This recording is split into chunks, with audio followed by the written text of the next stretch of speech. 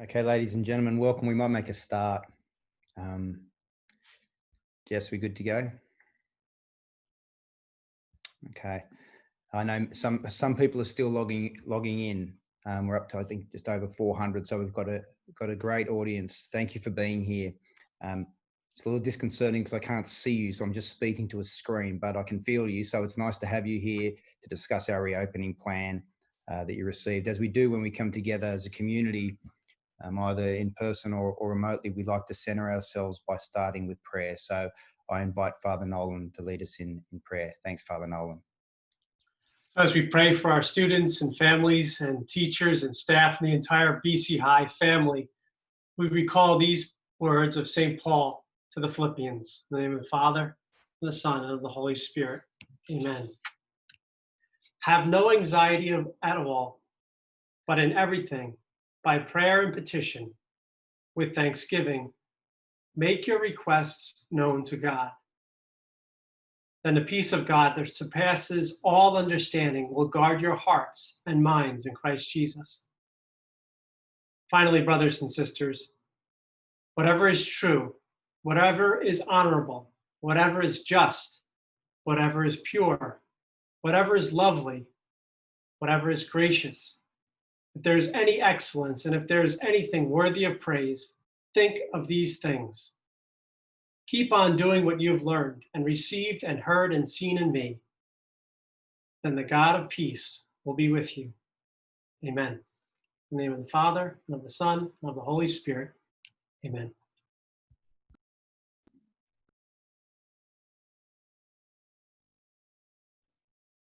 So good afternoon, everyone. I thought I would just start by, first of all, thanking you for taking the time today to join us for this webinar. The purpose of the webinar is really to help you understand our reopening plan, to answer any questions that you may have. The documents are pretty succinct and explicit, but I'm sure there are questions that have come up, and we have various members of our senior team on the call to answer any questions. But I first wanted to give you some context about how we came to our decision and what the planning has been. I'm really grateful to the COVID response team, the academic leadership, the senior cabinet, the task force, and the committees, and the internal task force for the incredible leadership, counsel, and planning. We believe that we have a great document, a reopening plan. We also want to thank our faculty and staff for their support, and to each of you, parents and students, for helping us think this through. Safety is our guidepost as we look to reopen. Data has guided all of our decision-making, and I know Mr. Lewis will get into some of the detail there. It will be critical for all to comply with the new reality, and we have a robust plan to train and engage our students, faculty, staff, and families. BC High is in a position of strength, as outlined in the document, noting the differentiators and the level of commitment with resources and going beyond what is required by DESE and the CDC. Our nurses have really guided us and held us accountable to all of those decisions. We put a significant amount of resources into the classrooms. So I know Jen McLaren and Michael Hoyle and Kim Smith can talk about what's happening with the technology upgrades, but our classrooms will be upgraded by September. There's signage, infrastructure, technology will all be in place for opening. Our plan, as you know, is to open with a hybrid model. It's well thought out, and all with an abundance of caution and safety for our students and teachers. We'll be able to pivot if we need to close for cleaning based on any challenges we face with the cohort structure, which has been outlined by Mr. Lewis, or if we had to go remote. Co-curriculars in student life are very important to our school, and the academic leadership is committed to making sure our students are engaged, supported, and involved. Guidance and academic support are ready for the fall. The college application process will look very different this year, so we'll be working with guidance and the counseling office to support our families. We will not have outside groups on campus, and visitor protocol will be really clear with the policy document, which is on the website. We will have our internal families on campus, and Mr. Lewis and others can talk about that as we prepare for orientation. We did receive today guidelines around athletics, so you'll be hearing more about that from Mr. Bartlett. The MIAA made some decisions today, and that will be found on the website. For me and for us, it's about clarity with the risks, reporting, accountability, and communication. So we're trying to communicate with you as often as we can. We'd ask you to look at the BC High Connects page on the website. That is really where we're going to house all of our documentation. And that is really exciting for us to be able to communicate with you regarding COVID, but also around everything that's happening with the school. And we'll continue to meet with the task force throughout the summer and the fall, and I'm sure throughout next year. So again, I'm just here to say thank you to all for your thinking, for your thoughtful and intentional thinking, and to thank the parents for your support and understanding. This is a very significant document and reopening plan, and we're really looking forward to answering your questions. And with that, I'll turn it over to Mr. Lewis. Thanks, Grace. Just to provide a little bit more in terms of the context. I don't intend to speak a lot because what we really want to do is allow you space to put your concerns to us so we can address them. And there's many of you on here, so I want to allow time for that to happen.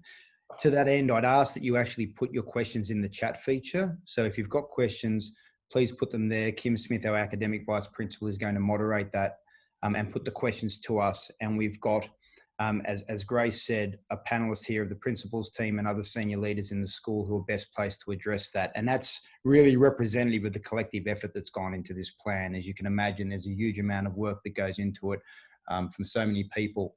The one thing I would like to reiterate that Grace said is the priority has been safety.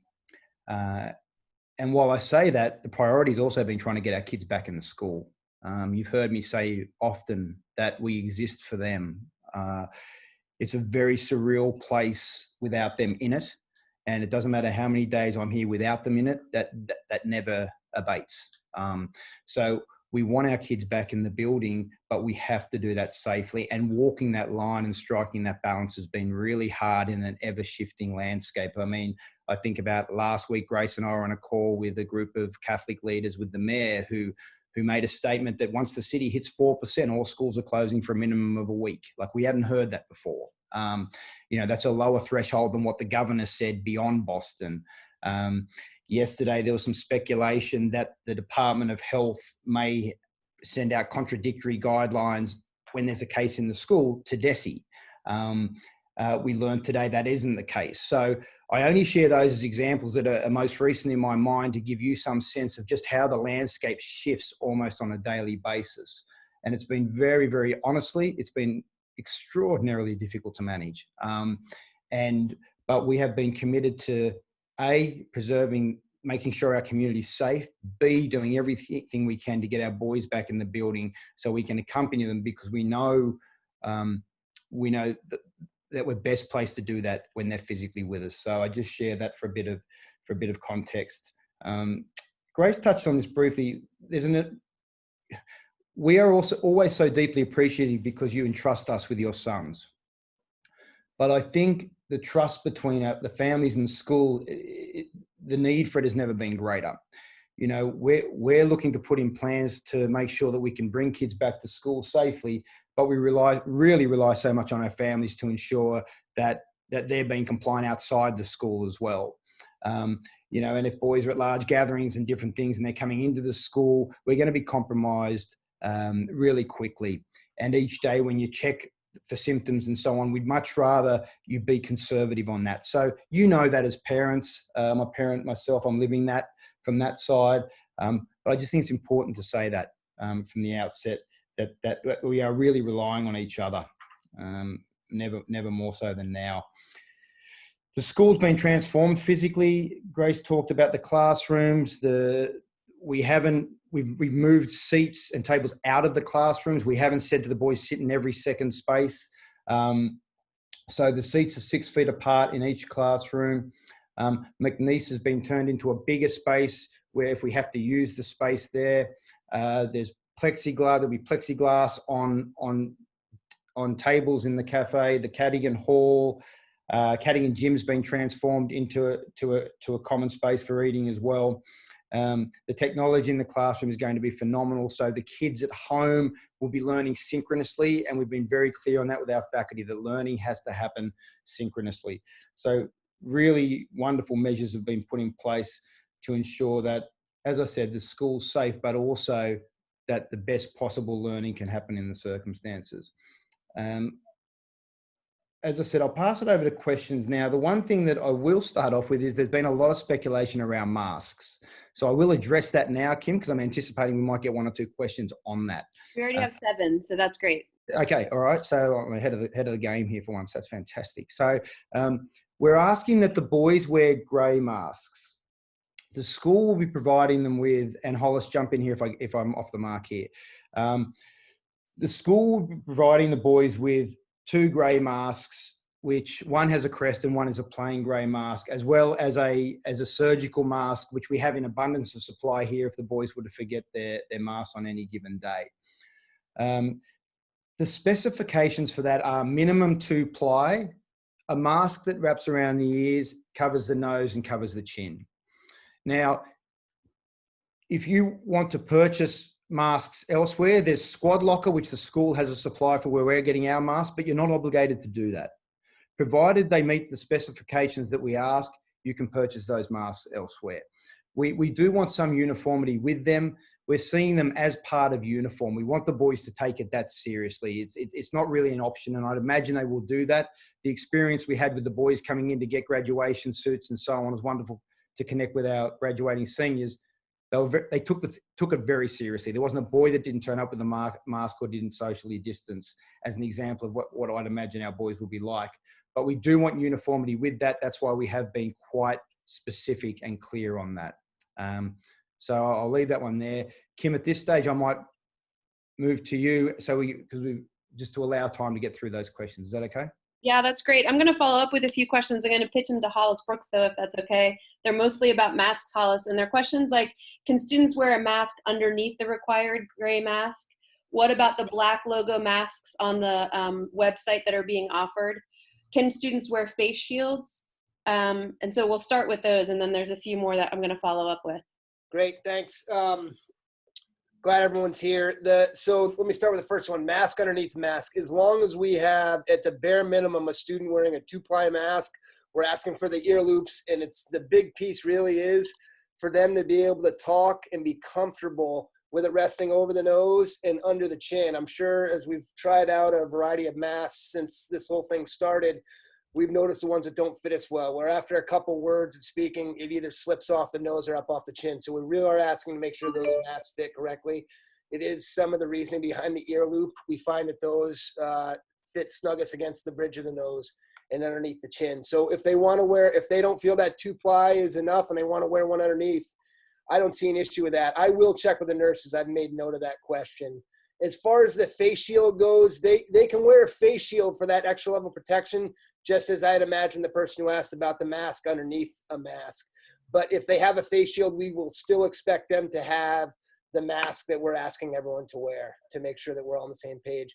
I need to look into that black mask being sold at Squad Locker with the BC High logo on it. As Mr. Lewis said, we're asking all of the masks to be gray. So let me look back on that and see what's going on there. I wasn't aware of that. Great. And face shields? Are we okay? So the face shield they can wear, but not in lieu of the mask. They would be in conjunction with the mask. Great. Yep.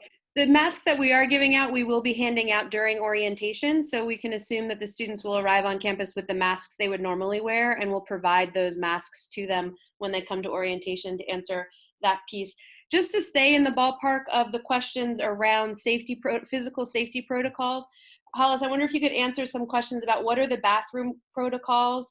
Are students assigned to particular bathrooms or faucets? Could you talk to us a little bit about hallway protocols, temperature checks, and hand sanitizers? Sure. Yeah. When your sons get on campus, they will quickly notice that they've been here before. We have an exponential additional number of hand sanitizers. We have them all over the place, and we will continue putting those up. The expectation when the student comes into the building is he will hit one of those hand sanitizers as soon as he enters the building. We will have adult supervision at our entrances, which will be a little bit more restricted this year, so we can facilitate that supervision as they enter the school. They are throughout the building. It will not be hard to find hand sanitizer.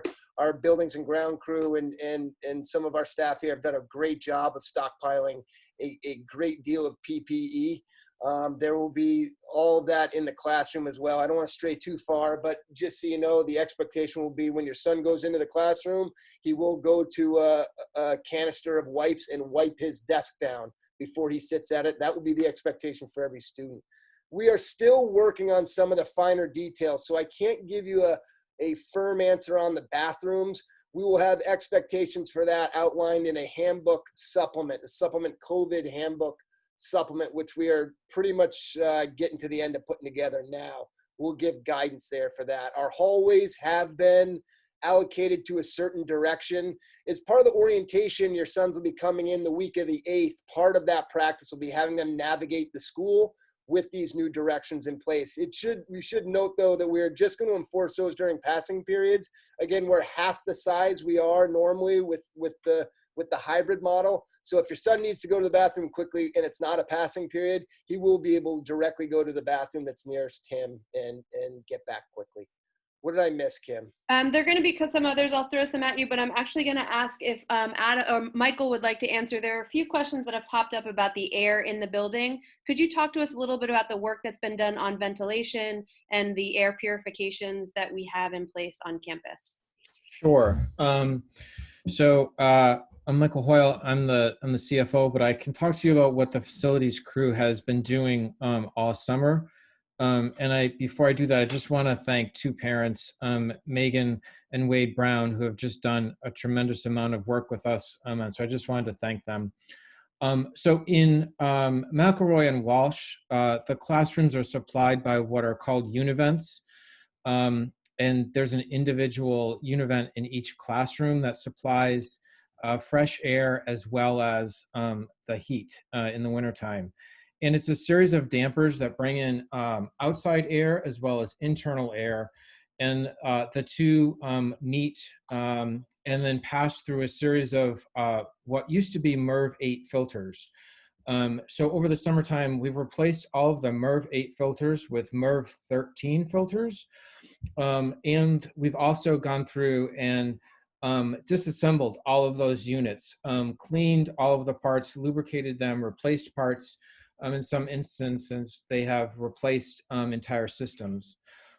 Cadogan and McQuillan, which are two of the newer buildings, have much more modern HVAC systems that are powered by rooftop units. Again, all of those units have also been disassembled, cleaned, lubricated, parts replaced.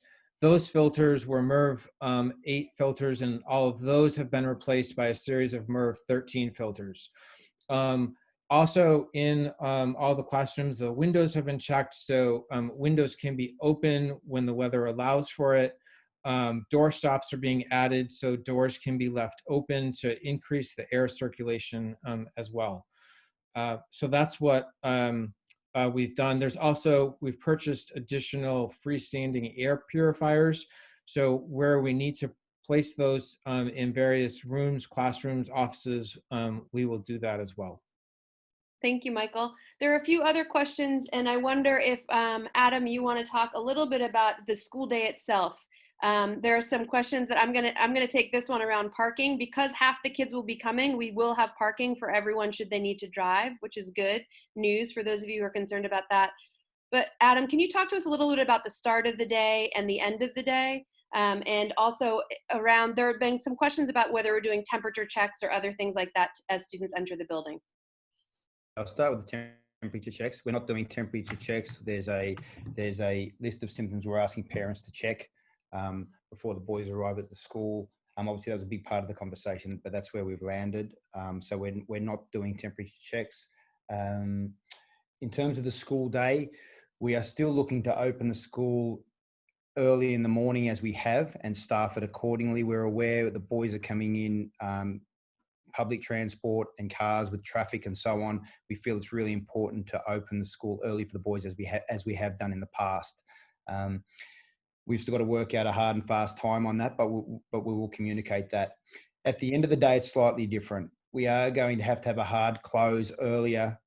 We're not going to have the flexibility of sort of being able to leave the place open until 6:30 and sort of last person out of the building. Often, 6:30 or 7, I'll sort of take the kids out of the commons with me as I leave and close up. We don't have that luxury. The boys obviously have to be supervised at all times. So we are looking to have a co-curricular program in place after school, but at the moment, we're likely to finish that pretty hard at 4 o'clock or 4:15, and that's to be specified. So again, we'll communicate that to you. The beginning of the day will look similar. The end of the day won't. That will be different, and that's really to comply with guidelines. Along those same lines, there are some questions about compliance with guidelines on both ends of the spectrum. One is, what's the number of cases that we need to have on campus for the school to close? And also, what are we looking for as an indicator when we can all be back on campus? Okay. So when the whole school can be back on campus? Yeah. I When's wish. that going to happen?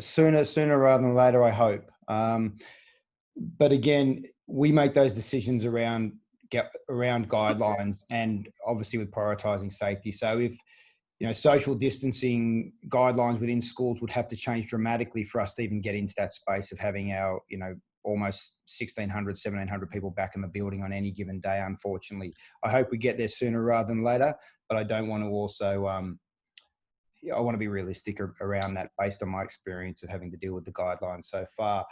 At the moment, we're saying if you look at the decision tree, which was sent out as part of the reopening plan, you'll see different levels there in terms of where Grace and I'll make decisions around possibly closing school. In our mind, if we have 5 cases in the school, we'd likely close the school. For what period of time, I don't know, but if we had 5 separate cases, we would likely close the school. However, if we had 2 cases in the same group or same cohort, we'd have to consider that differently because the likelihood is it will have been transmitted within the school, if that makes sense. So we'd have to treat that differently. There's clear guidelines in terms of what we will do once we have an identified case in the school. Kim, I assume that's a question. Are you happy for me to lead into that, considering it's relevant? So if we have one of our community members who has tested positive for COVID, we'll then trace that boy back to his movements around the school. Remember, every boy will have assigned seating in every class. So in every class a boy sits in, they have assigned seating. We trace it back. Any student that has been within 6 feet of that student for a period greater than 15 minutes would have to be quarantined. Obviously, the student would be quarantined for 14 days, as would his family members, and any student or any teacher that had been within that 6-foot space for a period of 15 minutes would also be quarantined. Technically speaking, that won't be happening because of the social distancing that happens in our classrooms and around the school. So we will obviously communicate with families to say, in your son's class, there is a boy that has tested positive. Your son was not within 6 feet for a period of 15 minutes, so he does not need to be quarantined. We are informing you, though, for information in the instance you may want to have him tested or you choose to quarantine your son. So that's the process we're taking at the moment, and that's compliant with guidelines. And just to be clear, Adam, that's specifically around if a student in the building, not a family member of a student, it has tested positive, correct? That's right. So yes, Kim, sorry. So that's a student in the building, one of our community members on site. If we're talking about a family member, if the close contact's at home, then the student would be expected to quarantine for 2 weeks at home or until such time presents a negative test and is asymptomatic for 24 hours beyond that. And it's safe to say there's some questions about how that notification is going to work. Is it safe to say that for HIPAA reasons, we actually don't post a notification if someone's been infected, but we do identify the people who've been in that guideline-driven zone? Is that correct? Yeah, that's correct. Great. So I'm going to move away a little bit from the infection questions because I think we've covered a lot of those about how we're going to manage it should the infection come into the building.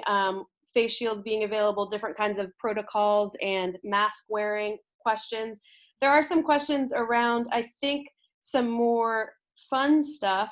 So Tom Smith, would you be willing to talk through a little bit about how the cohorts were created?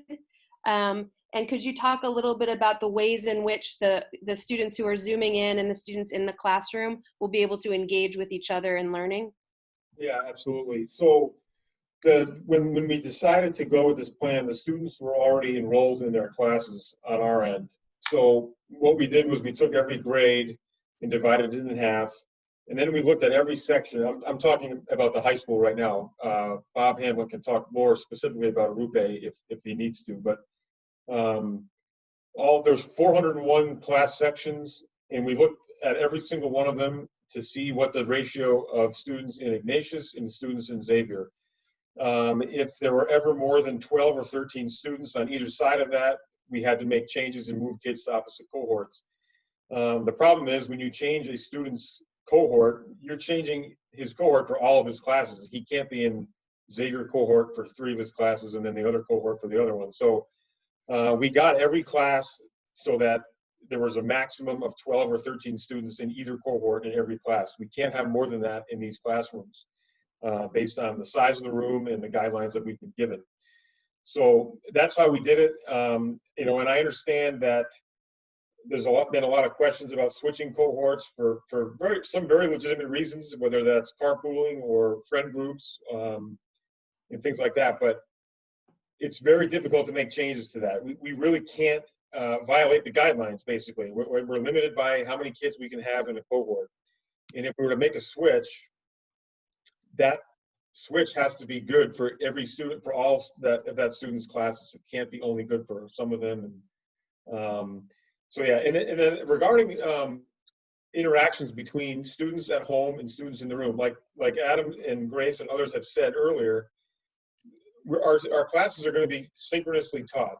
So the technology upgrades that have happened are going to allow students at home to interact with students in the class on site, and vice versa. There will be Zoom breakout rooms between students in the classroom on site and those at home, so that there'll be some small groups that can happen that way.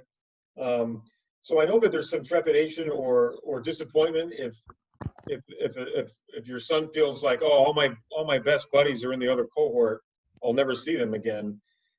I know that they may not see them physically, which is difficult to replace that, but there will be more interaction with the opposite cohort than he might think at this time. I think once he experiences the classes with the technology that we have, he'll realize that he'll be able to talk to and interact with the kids in the other cohort more than he might think he can right now. Great. One of the advantages too, I think that pops up that's important that relates back to our conversation about quarantining is that if one of your sons is sick and has to remain off campus, he doesn't have to miss school, which I know most faculty and students are now worried that means that snow days are gone forever, which I would just like to point out is not necessarily the case, but it does give us an advantage as we try to navigate when students have to be quarantined off campus. It doesn't necessarily mean that they're missing out on academic time, so that's an advantage too. I wonder if Jen McLernon, if you could add to what Tom was saying by describing a little bit about the work that the IT department has done this summer to enhance the classroom so that this interaction between home and school is even more improved than it was in the spring. Sure. I'm Jen McLernon, the Director of Technology. Thank you for joining us today. So 79 classrooms are going to be outfitted with 2 new overhead microphones and one mounted ceiling camera. And it's designed to mimic the feel of sitting in a classroom.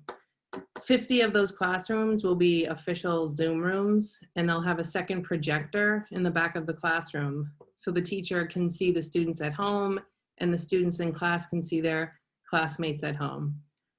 We've also bumped up the bandwidth in the internet feed coming into the school up to 4 gigs with the ability to go up to 20. So the classrooms themselves will, if you're at home, you'll feel like you're there taking part in the class. And like Tom said, we're still going to do things like breakout rooms, so their students can be paired up with smaller groups and have a more intimate setting with their classmates. In 5 of the science labs, we're going to install overhead document cameras to capture experiments. 4 of those will be in the high school, 1 will be in Arupe. But I just want to say, every student is given a Zoom account, so certainly they're capable of connecting with their classmates and peers outside of class using their BC High account. Thanks, Jen. Allison, can you talk a little bit about the work that the faculty has done this summer to get ourselves kind of up to speed on what connected learning means? Absolutely. So our faculty is really working hard on professional development this summer. We've created a course where there'll be going through many different ways to improve both the connections that they have with their students when they're Zooming in, all kinds of different uses of technology that will help them improve the classroom practices and make sure that everybody feels included, whether they're learning from home or if they're there with the teacher in the classroom physically. We also are doing a lot of training so that faculty are feeling ready to be back for this school year. It's not going to be the kind of case where we had to do this sort of emergency 2-day pivot to learning how to be remote teachers. It's going to be much more of a well-planned, methodical approach to remote learning for those days when your sons are at home. So I think the faculty will be ready to go, and you'll be really happy with what they come up with.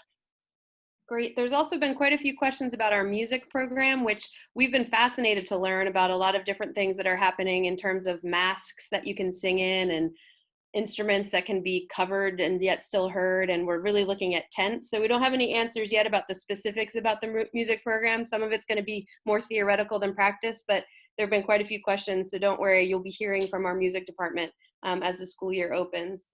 A lot of questions. Add to the music and the European music, the students do take music for one of the 2 semesters, and we usually give them their options during that first week of school, and they're able to put those in. So we are finalizing those options. They'll hear what they are. There's a couple things that we're pushing to second semester, hoping that it's possible they're more likely to run in second semester. We don't think we could run them in first semester. There's a couple places where the teachers are changing some of the courses they've done before so we can do them in a safe environment. And but again, they'll find out about those the first week of school. Great. Hollis or Nelson, could one of you answer questions about how we're doing lunch this year? There have been a few questions about how we're keeping lunch safe and what that's going to look like for the students. Sure, Nels, if you want, I can jump on this. Thanks actually to the work that Michael Hoyle and some of his crew have done with Rebecca's Cafe, who is our vendor for food. The students, and this is still being worked on now, I think it's actually being beta tested as we speak.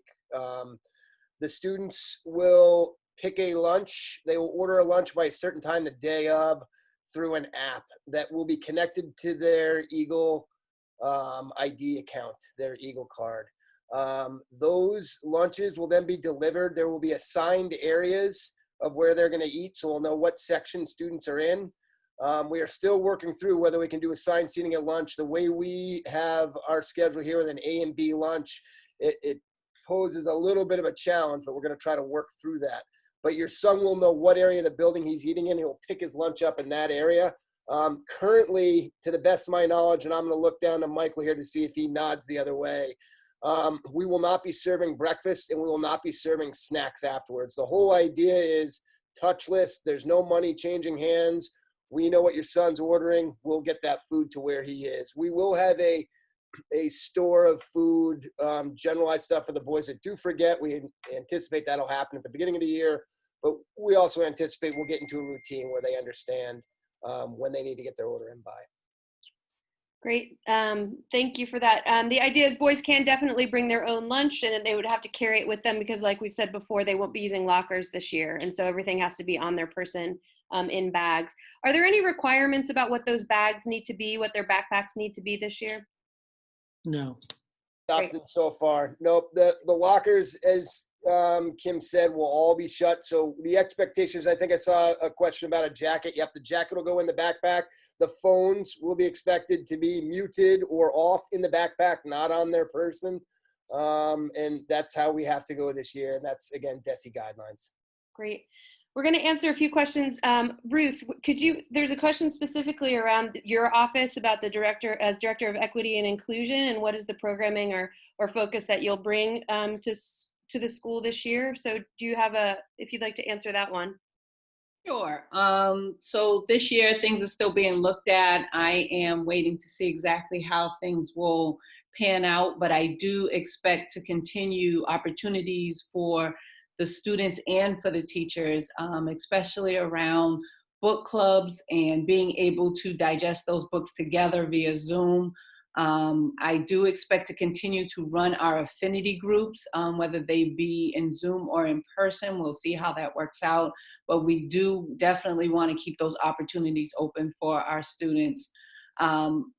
everything as normal. My diversity cabinet will probably still get together. I've been receiving applications from students for that, so that is great. And PD, of course, will happen for our teachers. So we are still moving forward with some of our diversity efforts here at the school. It's just unfortunate we're not together, which will allow it for them to pan out better, and some we will probably have to repeat with students. So if we do it for one cohort, we will definitely repeat it for the other. Thanks, Ruth. There have been quite a few questions, and I know a lot of people on this call can answer them, so I'm going to pitch it to you in a minute, John Mark. But some of the questions will be around the orientation programming. So Bob, I know it's going to be a little bit different for Arupe, and then I'll describe first what it'll be like in the high school, and then we'll move on from there. So in the high school on September 3rd, all 9th graders coming in, and all students who are coming in new to the high school, who are older than 9th grade, are going to join us on September 3rd for an orientation day. And then the following week, more details from that about the timing and the length of those days will be coming to you sometime in the next week. And then the first week of school, September 8th, the Tuesday after Labor Day, we're going to begin with bringing in the classes one at a time. So we're going to start with the senior class on the 8th, the freshman class on the 9th, because that will be their second day of orientation, the sophomore class on the 10th, and the junior class on the 11th. And what that affords our classes is an opportunity to come together as a class. And we're not sure when they might be able to do that again. So it's really important for us to take that opportunity to do it safely at the start of the school year. That day will include a run through their schedule on campus, a very brief one, so they'll see where their assigned seats are. They'll practice the protocols of hallway, it feels like hallway safety, wiping down their desks to begin and end classes.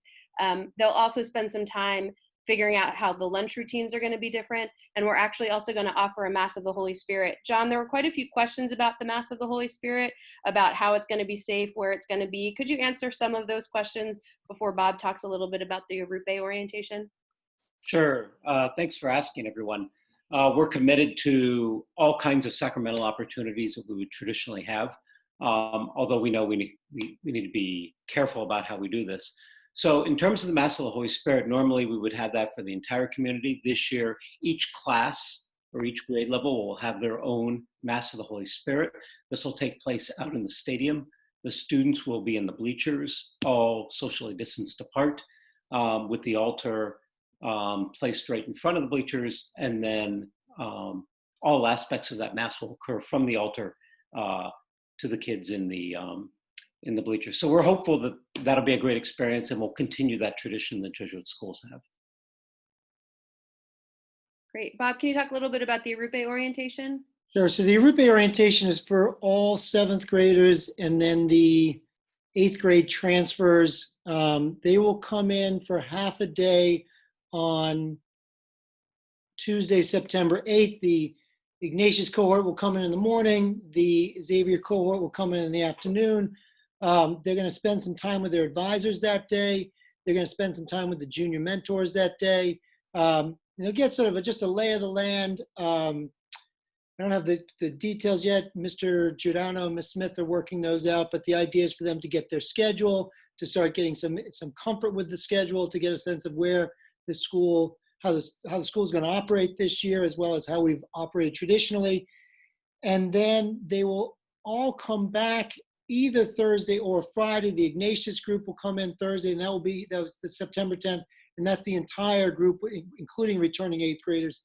And the Xavier group will come in on the Friday, and there they'll do a short run through their classes. Again, we'll probably have considerable amount of advisory time on those days as well, as we talk about certain policies and procedures. But really in their classes, they'll get a good sense of, okay, how's this going to work? What are my expectations when I'm in school? And what are the expectations going to be for the week that I'm home? We do have a small number of students that are choosing to be remote full-time. We're also working up for a separate remote orientation for about a half dozen or so of those guys, so they'll get a good sense. Again, they will be Zooming into classes every week, and we're working how we do that. We're going to try to put remote guys together in advisory groups, or at least more than one remote student in each advisory group, so they can also get to know some of those other students who are going remote.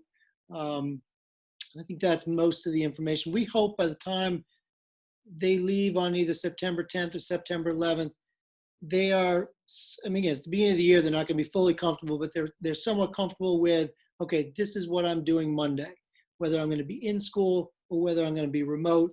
And then we'll build on that from Monday through Friday, the first couple weeks as they start to get used to it. It takes a while. It's not a one-day orientation. Thanks, Bob. So a lot of the questions too, we got some great news last night about the potential for having sports available, and some sports are able to be played. So Hollis, can you talk a little bit about the sports opportunities as we understand them? There have also been quite a few questions of concern about, depending on your cohort, what'll that mean to getting to school in time for practice? So if you could address that concern as well. Certainly, thanks. Yeah, a lot of great questions over there in the sidebar. As Kim said, this just came out last night. We had a little bit of a heads up yesterday, but officially now we are allowed to play golf, cross country, and soccer. And rowing is not an MIA sanctioned event, and we're looking at ways to do that safely as well. I saw one of the questions, how can you play soccer safely? They've made some suggestions. There'll be no throw-ins. The boys are not to touch the ball. They've got safety around it. If anybody touches it, it'll be wiped down or changed out. So parts of the game will be changed, but we do not have all of that information. In speaking to the AD, we're trying to look at how we can best serve our students, those who are on teams and those who aren't, to maintain some level of fitness. So while we'll be having some of those sports in the fall, we also plan on having a little bit more of a robust intramural program, which will be more calisthenics, stuff like that. We can't use balls, as you know, but ways for guys to stay fit in a safe manner. We are still working through some of those details, but just a few emails I was exchanging with the AD, Coach Bartlett there.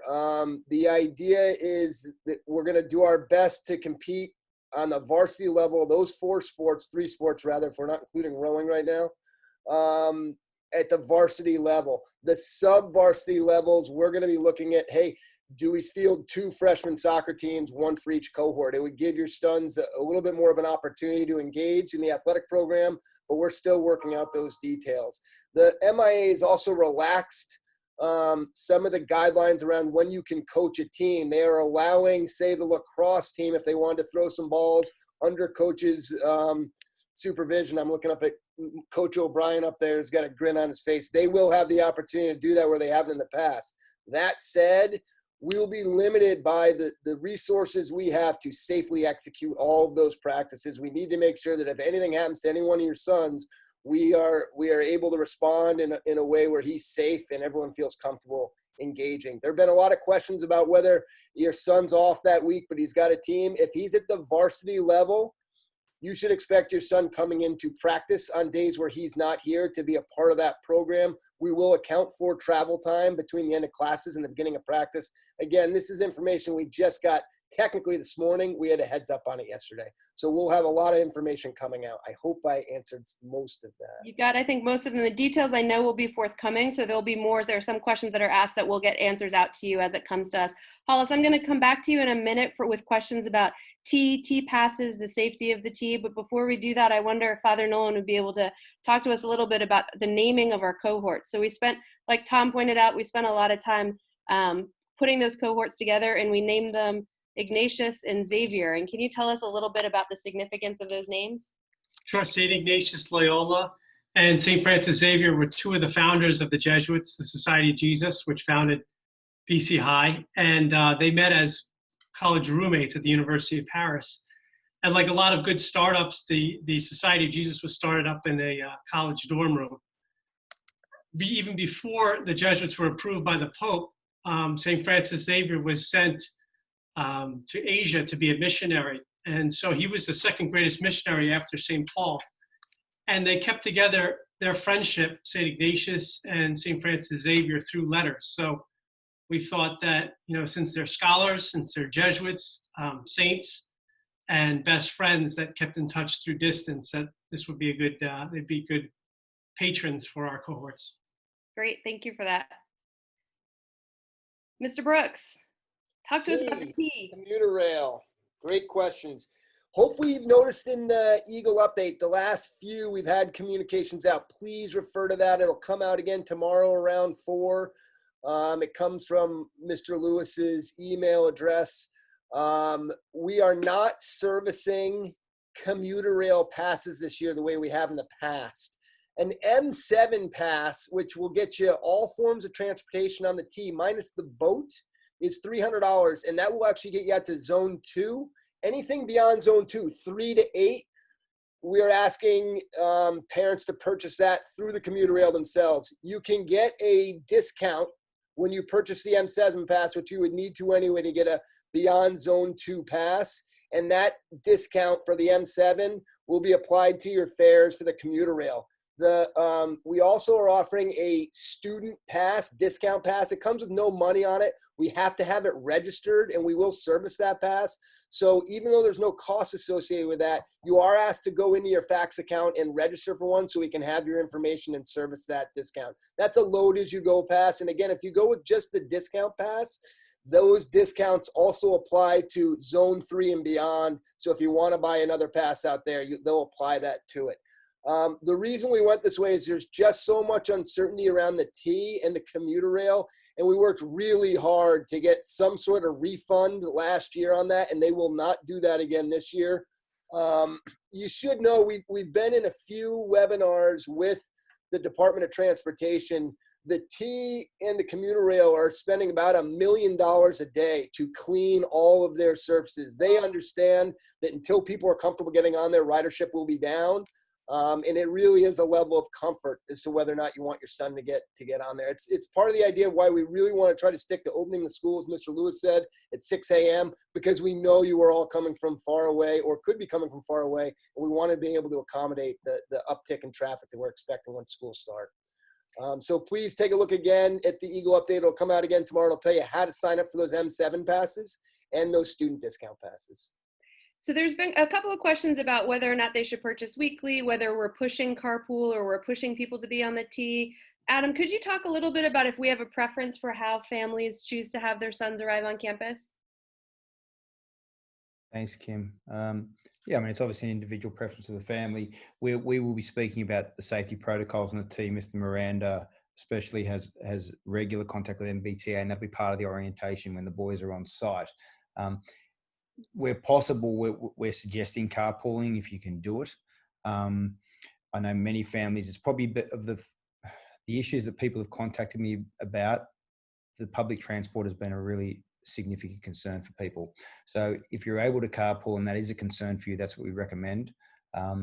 But we also believe that the MBTA are doing all they can to ensure that it's safe. Nelson, I don't know if you want to add anything more to that. One of the comments, people question asked me, is it possible to get BC High carriages on particular trains? My understanding that that's not the case. But you know, it's a hard one to answer, Kim, because really it's a family choice, you know. Nelson, is there anything else you want to say on that about the MBTA? You work very closely with them, I know. You're mute, mate. You're mute. You're muted, Nelson. Yeah, I work very closely with the transit police. We meet weekly during the academic year in regards to transportation and incidents on the train and ways in which we can make it more conducive for our students. Within the next week, I'll be meeting with Lieutenant Gillespie, and we'll talk more about the protocol for Boston Public Schools and Massachusetts in general in regards to students traveling. So next week, I'll have more information on what that will look like. Great. I think we've addressed most of the topics. I know there are some questions. Please keep them coming if you have them around carpooling. There have been a few questions about how to seek carpools. Tom, can you talk a little bit about how families can set up carpools within their towns, or how they know who might help them out? Yeah, absolutely. On the My BC High website, there is a directory, a student directory and a parent directory that you can filter by town. You can also email me directly if you need help with that. If you have any issues, I've got everything sorted by town and who's where. We were reluctant to sort of put that out initially where everybody's living. It's not everyone's address, obviously, it's just the town. But you know, I can certainly help with that. And we'll have further discussions, I think, within our group, whether or not we ought to post or disseminate more information about the cohort listing and including the town on there, because that might be something that could be helpful. But in the meantime, the directory online has the filter by town, and then right now you just have the document that we sent that has the cohorts on there. But we'll work on a way to make that a little bit more efficient and get that out to you. Great. And can I jump in quickly? I've seen some stuff on CoCurrix just to let folks know that they're absolutely being designed to be engaged by both the guys off-site and on-site.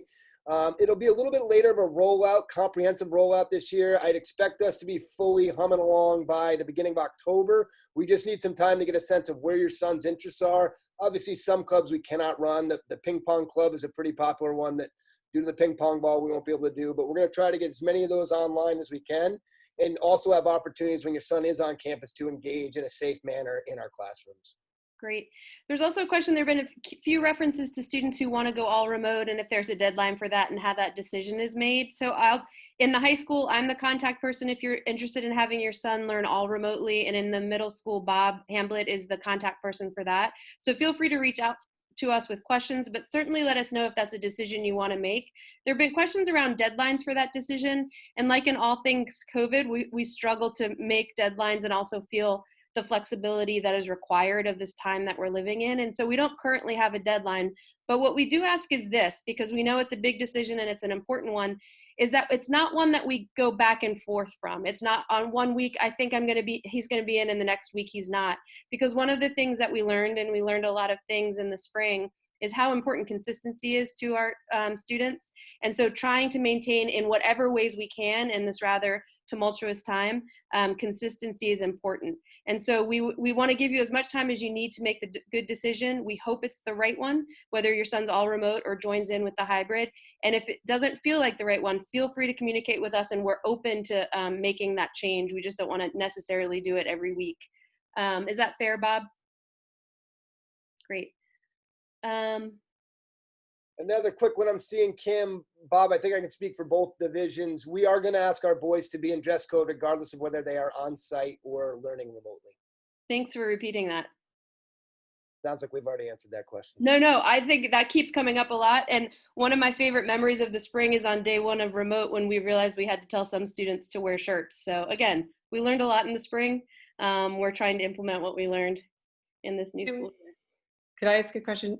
Hollis or Michael, could you talk about the water faucets, the touchless faucets and water bottles? I had a few people email me directly.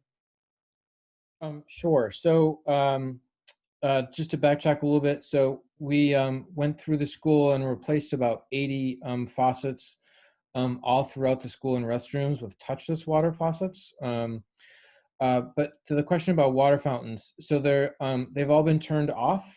And the only ones that are working are the ones where you can take a water bottle and put it up and refill the water bottle. The regular fountains have all been turned off.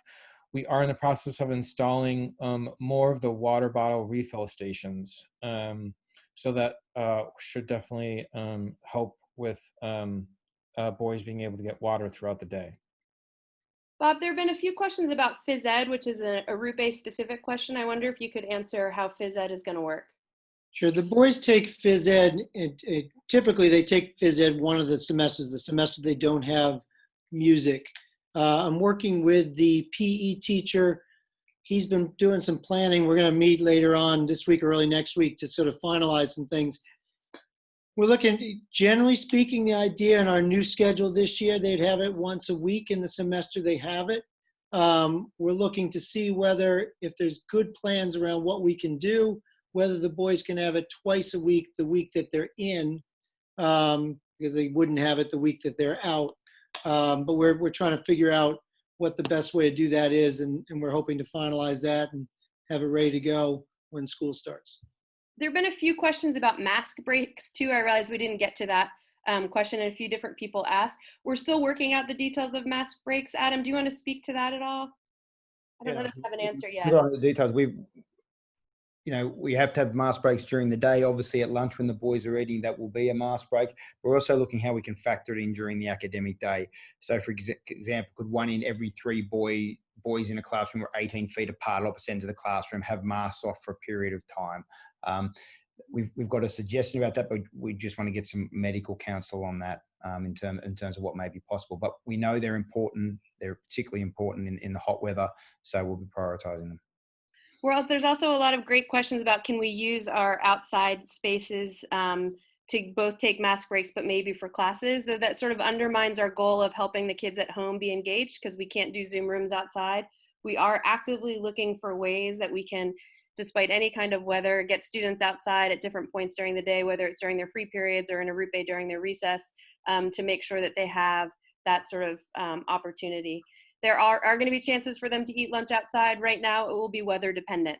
I think we've hit most of the questions. And if we haven't, all of the faces on the screen are here for you to answer them moving forward. So hopefully that gives you an opportunity to know who to reach out to with different kinds of questions. Adam. Yeah, so I think that I know Jess has been keeping a list of questions. So the questions that haven't been answered, we'll address them and get to you. What we'll do is probably create a sheet, an FAQ sheet based on this conversation. If there's anything left that we haven't attended to, because this is recorded as well, we'll address that in a supplementary sheet. One of the questions that was asked, Kim, I think it's important to say, is talking about faculty being here. As you can imagine, there's a range of feelings amongst our faculty about coming back to work. Some are delighted to come back and feel very confident. Others, there's great trepidation. We have insisted that our teachers be back on site.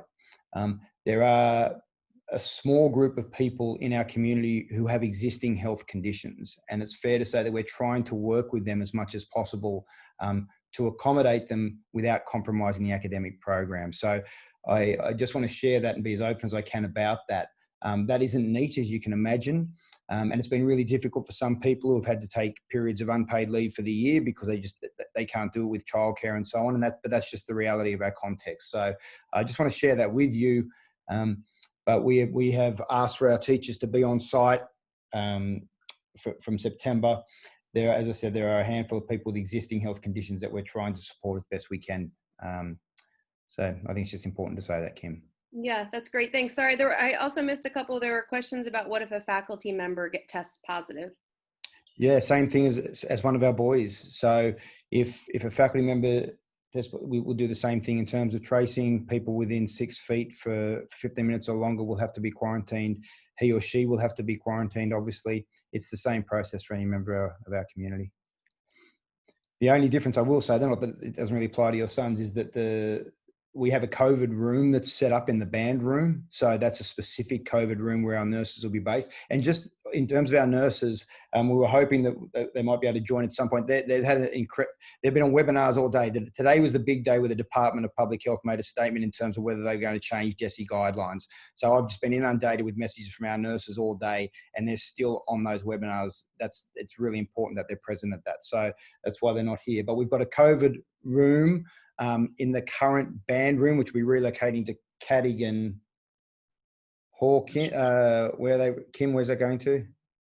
Sorry, what? Band room. Cadogan Lecture Hall. You're going Cadogan Lecture Hall as opposed to the gym, because that's being used for lunch. Get it? Right. Got it. So our boys, if they display COVID symptoms or those symptoms, will go to that space. Our adults won't. They have to leave the premises immediately and communicate to us that they've left. All right. And how late can boys stay on campus? We're saying 4 o'clock at the moment. That's got to be finalised. I know that's a big one for parents.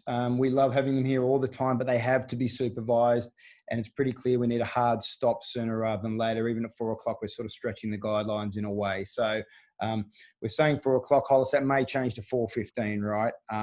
But we're hoping that will give time for 2:35 academic class finish. It gives us an hour, 25 minutes for activities, practice, co-curricular, organised, supervised activities to occur.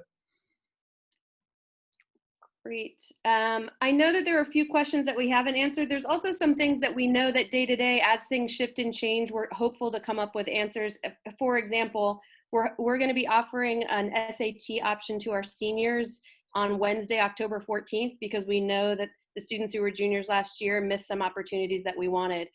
I just want to reiterate, I know the Melville cohort, which is our professional learning group that Allison just finished with this week, has been focusing on mental health issues, and we're trying to find ways to make sure that we're supporting all of our students in this particular time, in this particular part of their formation. So you'll be hearing lots of details from us that we haven't gotten to on this call in the coming weeks and months, I'm sure. So read your Eagle update and your Rupe update, because that's where it all is. Okay.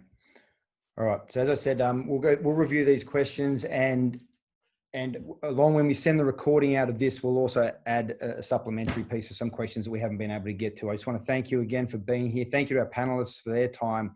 I say this regularly. I want to thank you for entrusting your sons to us.